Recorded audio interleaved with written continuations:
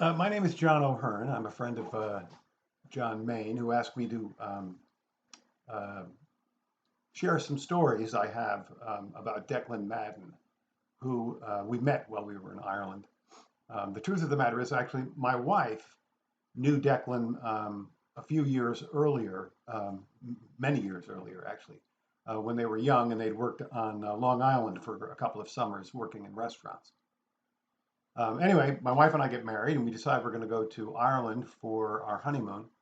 And she contacts her old friend Declan and says, "Would you mind showing us around a little bit when we get over there?" And of course, he got back to her and said he would be happy to do so. I didn't know the guy, and I was like, okay, well, I have to trust your judgment on this. So we go to Ireland and we start touring around, and I think we spent a week or so on our own. And then she and Declan got in touch with each other by phone, I guess. This was before cell phones, so it was, rotary phone kind of communication. And he was going to meet us somewhere midway in Ireland, Kilorgan or someplace, and guide us to Carsavine and Ballinskelligs, where we would stay at the Seagerson Arms with some friends of his, which all sounded great. We were kind of tired after a week on our own, and a little respite at a hotel would be just perfect. So Lisa and Declan planned that we're going to meet at some bar, and at around 7 o'clock at night. So Lisa and I show up around 6. I think we had a little light dinner, a couple of pints. 7 o'clock rolls around when Declan was supposed to show up, and no Declan. And I'm like, well, he's running a little late. And then 8 o'clock comes around, and there's no Declan. And maybe I have another pint, maybe two. But I'm starting to get a little uneasy feeling that maybe this Declan character isn't as reliable as my wife had let on to be. 9 o'clock comes around, and I'm kind of staring up at the television, staring at the clock, and I'm starting to get a little pissed. Like we're going to be on the road for at least another hour, maybe an hour and a half to get to Ballinskelligs. It's going to be freaking midnight by the time we get there. And this guy hasn't shown up yet, and I'm really, tapping my foot and looking around and glaring back and forth at my wife, like, "What have you done? We don't have a place to stay if he doesn't show." The phone rings at the end of the bar. The bartender picks it up, drags the phone down in front of me, and he says, "It's for you." I said, "What do you mean it's for me?" He said, "Are you John? John O'Hearn?" "Yeah, it's for you." I pick up the phone. "Hello?" And I hear this voice. "Is this John? John O'Hearn? Lisa Jacoby's husband." "Yeah." "Listen, this is Declan Madden. I'm running a little late. I'm going to be, I don't know, another 2 or 3 hours. But you'll be fine there, right?" I was like, No, we won't be fine. No, we're going to have to get a place to stay. Listen, let's just call the whole thing off. We'll meet you tomorrow. What do you say about that?" And I hear this laughter at the end of the bar. The bartender's laughing, Lisa's laughing, and behind the bartender is this tall, gangly guy laughing his ass off, pointing his finger, "Gotcha! Ha ha ha! Gotcha!" So that was Declan. So after I calmed down and maybe had yet another pint, we get in the car and drive, following Declan, to Ballinskelligs, which was like an hour on the road at least, in these back roads in the middle of the night, and he's driving like a maniac. And I'm not kidding. Both Lisa and I were scared for our lives. I was wishing I was still a Catholic. Maybe I had a little rosary I could be doing while I was sitting in the seat. Like, what? He was just all over the road and flying. But finally, we make it to the Seagerson Arms, and we go in, and it's, I don't know, 11 o'clock at night now, and it's pretty quiet. And I think the bar was closing up or getting close to closing up. And we go through the dining room, and there was all these signs, at least 2 or 3 signs posted in the dining room. Breakfast at 8, don't be late. Breakfast at 8, don't be late. So Lisa and I are like, Lisa's like writing all this down about breakfast today. Don't be late. Okay, we got that. And so we meet some of the main family, and they show us up to our rooms, and we're exhausted. And I think I'm a little drunk at this point. And into bed we go. But we get up in the morning, 7 o'clock, clean up, go downstairs, go to the dining room, dead quiet. I mean, dead quiet. There wasn't a soul anywhere. And they had a little shop, like a post office or something. No one in there. No one in the pub. No one anywhere. So we hang out for like literally an hour, waiting. Nobody, nothing. So we go for a walk, and we just kind of take a walk around the landscape a little bit, and check it out, and walk here and walk there, and look at our watches. And another hour goes by. It's like 10:30. We head back in, and finally there's a few people moseying around, and the smell of coffee and maybe something cooking in the kitchen. And John or David, I can't remember who, comes out and goes, "Oh, there you are. Where have you been?" We said, "Well, we came down at 8. Don't be late." And there was nobody here. And he looks up at the wall and he goes, "What are you doing reading the signs? Nobody reads the signs." I said, "Okay, great. Thank you." And that was sort of how our week went. It was just that there are no rules. Just let it go. It was sort of like being in a John Cleese movie, Faulty Towers. Um, but it was wonderful. We had just the best time. And a couple of funny little incidents while we were there. There was an incident of where some little boys in some holy grotto somewhere had seen a statue of the Madonna moving. And they had these great like news stories on the television where the reporters interviewing these little boys in their jackets and ties, and they're like 10, 12 years old tops. And the reporter says, "So you're at the grotto, and please tell our audience what happened then." And the little boy, this is a great line, the little boy looks up and goes, "Well, there we was, praying away." Anyway, so there were a lot of jokes going on at the time, like why do they turn the cathedral lights off at night? Why do they keep why do they keep the cathedral lights on at night? And so that the statues don't bump into each other. That was the big joke. And I remember playing pool at the bar at the hotel, and there were two gentlemen sitting at the bar, older guys, and they had their pints in front of them. Behind them, in front of them, on the wall, was a little shelf, and on the shelf was a little statue of a Venus, nude, and she had one arm over her chest and one arm over her lower portion of her body. And I'm there trying to make a shot, and I hear one old guy say to the other guy, "I wouldn't mind if she moved her hands just a little bit." Perfect. So, so we have our week, and it's very enjoyable. We went out for dinner a lot, ate and drank and sang at night. It was just spectacular. So then Declan goes back to Dublin. We travel around for a few more days. I think we went up to Keju and that area, Roscommon and those kind of areas. And then headed back down to Dublin, where Declan was going to put us up for a couple of days and show us around Dublin. And which apparently was a really rare thing, that Declan didn't often have people into his house because he liked things just so. Just so. But anyway, he was very gracious and very kind. And one afternoon, it was a Saturday, he said, we're gonna go into Dublin proper. We're gonna go to a pub, and we're gonna meet all my friends. And we'll have some drinks, and I'll show you around Dublin a little bit.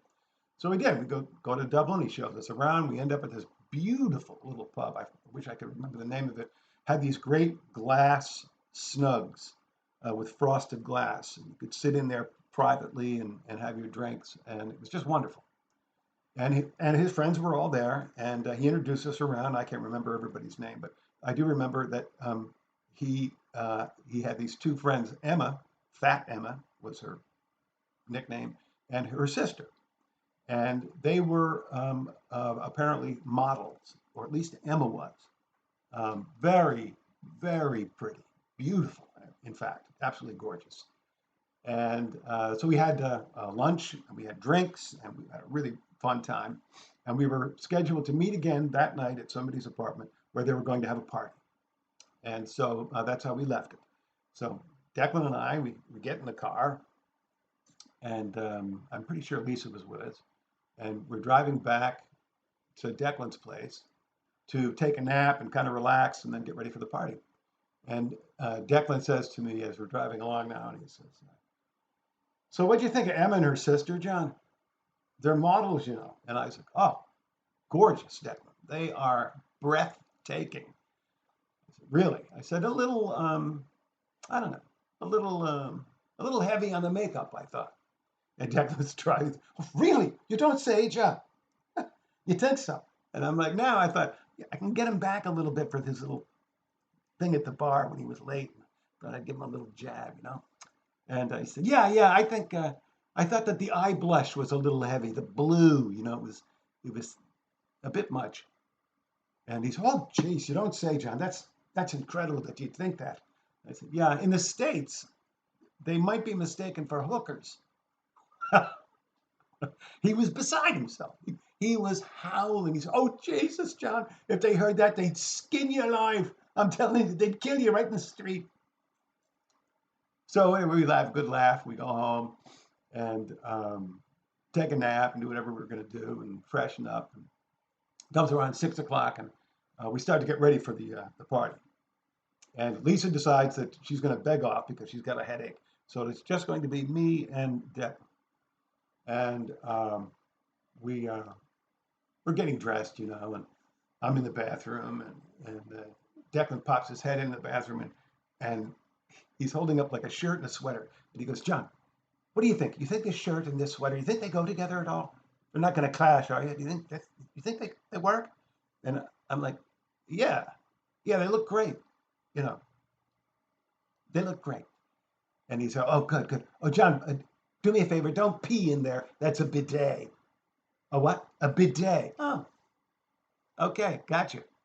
So this goes on for a while, and he comes in like with every article of clothing. He comes in with his pants on and the shirt, and he goes, "This is a good match, don't you think, John? The shirt and the pants." "Yeah, perfect." 5 minutes later, he's back in. These are the socks. "You don't think these socks clash, do you? With the shoes and the pants and the trousers and all that?" No, they look great." I said, "Where are we going?" I said, "I'm just going to put on a sweater, a pair of pants. We're not going to like this is not a formal affair, is it?" He said, No, I just want to look good. That's all, John. I'm trying to impress you." "Oh, well, you're doing a great job." So we finally get ready to go, and we get in the car, and we drive maybe 5, possibly 10 minutes from his house. And he's constantly looking at himself in the rearview mirror. And finally, he pulls over, and he goes, "You know what? This sweater and this jacket, they don't match, John. They're not working for me." And I said, "Well, you look great. What are you talking about?" He said, "I'm sorry, I have to turn around." Now, I swear to God, I thought he was pulling my leg, but no.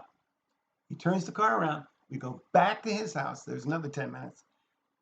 5 minutes, he's in the house. He comes back down with another sweater on. He gets in the car. Oh, this is perfect, John. I don't know what I was thinking about the other one. It was ridiculous. And we drive off. Now I'm starting to get a little pissed off again. I'm like, who is this guy? What's going on? So we finally get to the party. We walk in the door, and everybody screams, Declan, where the fuck have you been? The party's been going on for a half an hour. All the food is gone." At which point my heart sank. "And we've already gone through half of the beer and the wine. Where have you been?" And he said, "Well, I had a little difficulty getting out of the house tonight. That's all."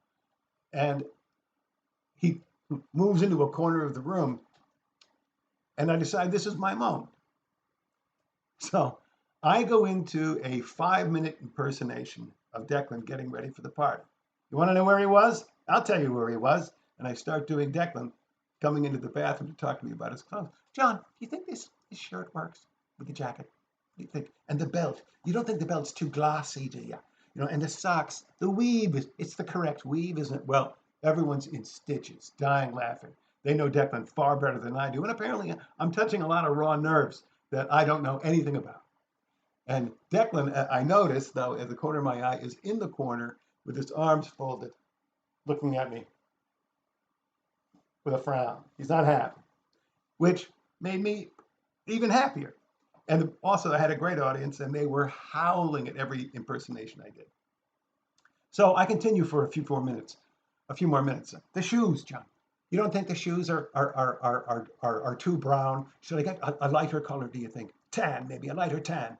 And oh, gee, I don't know, Declan. I don't. I think the shoes look great. Oh, and the tie, John. Could you help me with the tie? I think I could be wrong. The Paisley's not going to work. Paisley, it's not going to work for this. Well, everyone is dying in stitches and laughing, and we're having just a wonderful time, except for Declan, who's still in the corner. So a lull comes as people catch their breath and have a few sips, relax. And then Declan turns his head to Emma.